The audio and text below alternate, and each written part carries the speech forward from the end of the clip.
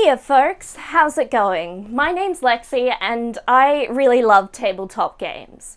So much so that we sit down together once a week, every week, and we review one here at the gaming table. I try to keep my videos short, under 10 minutes, so we can both find our next game. If that sounds interesting to you, I encourage you to subscribe and keep on watching today's video. If you want to go the extra special mile for the gaming table, there is a link in my description box to my Ko-Fi page where you can donate to the channel. I really appreciate all the donations as they go straight back to the running costs of the channel, and I even include a little thank you at the end of each video to everyone who's donated in the previous month. Today I am very happy to have the privilege of reviewing a game that was sent to me. I always appreciate it when people send me a game that they've made. Not only do I feel very honored and trusted that I am being allowed to review something that someone has worked on, it also often gives me the chance to review a game that might not have come across my radar otherwise. If you've made a game and you want to see it on the gaming table, there is an email address in the description box below. I will admit though, I have a bit of a delay in between receiving games and getting reviews out. I have quite a few games on a backlog to get reviewed, but I'm always at least keen to hear what you've been working on, and I can let you know when I roughly think I'd be able to get a review out. Today we're taking a look at a post-apocalyptic game. From Faulty Wires, this is Project Sunflower. This game's premise is a tale as old as time. Humanity sees a problem, tries to fix it, and it goes wrong. The problem in this game's case is oil. Not enough oil to power the world and all of its comforts. So a company, Evergreen Biological, came up with a solution. A plant that was omnipresent, hardy, and could be used as a fuel source. They called this Project Sunflower. Eventually though, this plant would be the only thing that would grow, leading to other problems. So Evergreen stepped forward with another solution, a virus. This virus though seemed to start jumping species and eventually to animals, and then people. For some reason, everything this virus touches seems to get stronger or ends up with some crazy power. This is a bit of a classic. Your scientists were so preoccupied with whether they could, they did not stop to think if they should. This game takes place not too long after the collapse of human society. Now weird mutant animals, plants, and sometimes people rule the world. The rest of humanity lives in safe zones. Maybe some of them are little biomes, others are walled settlements. You might have had a different job or role in society before the plant apocalypse, but now your character is a merc. You're going to go out on dangerous missions to help support the survival of humanity. Perhaps this is finding supplies, running communications, or any sort of mission.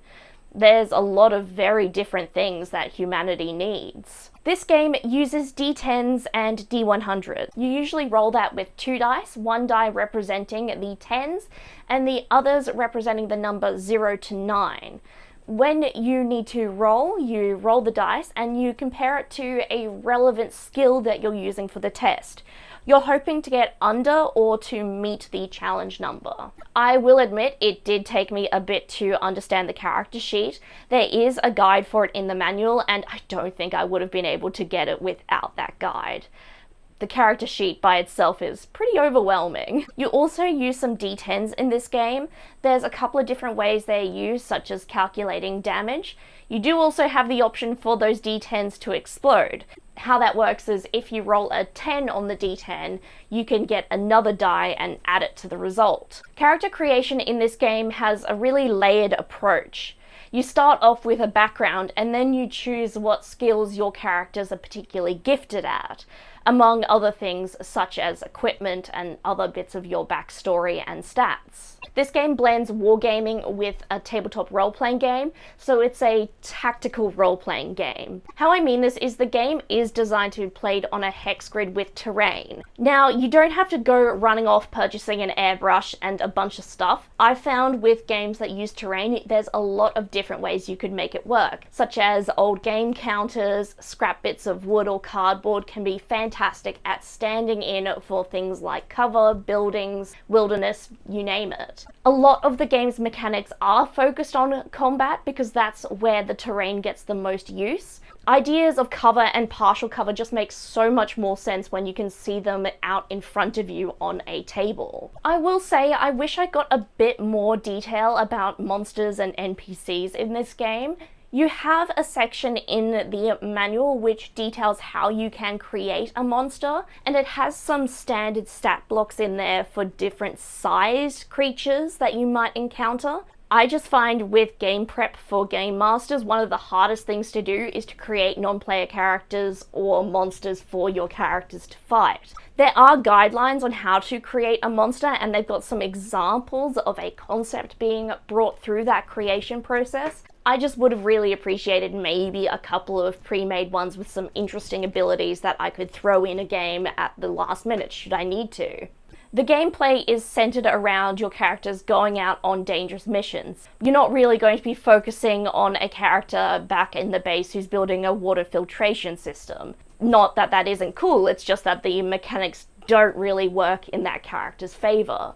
The game is so focused on that combat side that the game manual does actually encourage you, should you need to have a backup character or to make a spare one should a character get out of commission and need some time to recover. I have to say I did love the art of the mutated plants. Plant apocalypse isn't something that I see every day, and I really loved how it was brought to life in this game.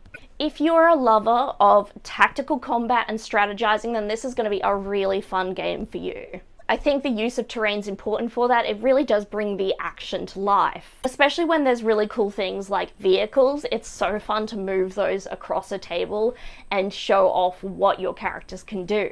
A copy of this manual retails for just under $70 if you want to go for a softcover version. That softcover version does come with a PDF copy as well.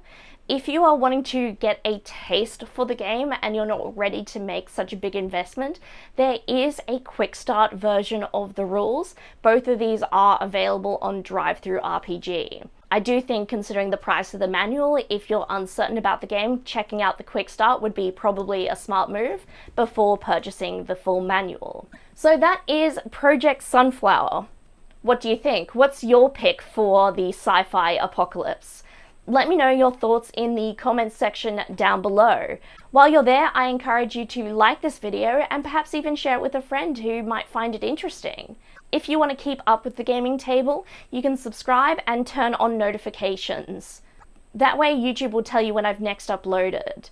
I really appreciate when you interact with my videos. It just really helps them get a bit more attention on the sea of the algorithm. If you would like to do something really special for the gaming table and receive a little shout out, there is the option to donate to the channel using the link in my description box to my Ko-Fi page. All of those donations go straight back into the running costs of the channel, so it is deeply appreciated. If you have made a game and you want to see it on the gaming table, you can reach out to me using the email address in my description box below. I will admit I've got a bit of a backlog, but I'm always curious to hear about what people have been making.